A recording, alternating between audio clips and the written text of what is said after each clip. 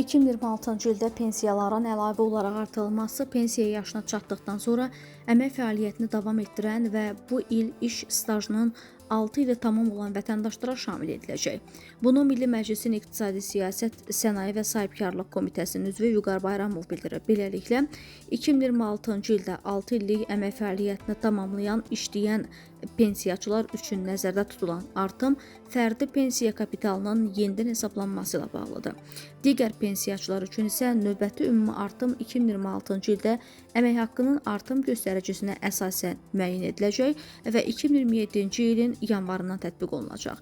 Bu səbəbdən bütün pensiyaçılara eyni vaxtda və eyni mexanizmlə əlavə artım ediləcəyi fikri düzgün deyil. Artımın növü və vaxtı vətəndaşın pensiya statusundan və əmək fəaliyyətini davam etdirib etdirməməsindən asılı olacaq.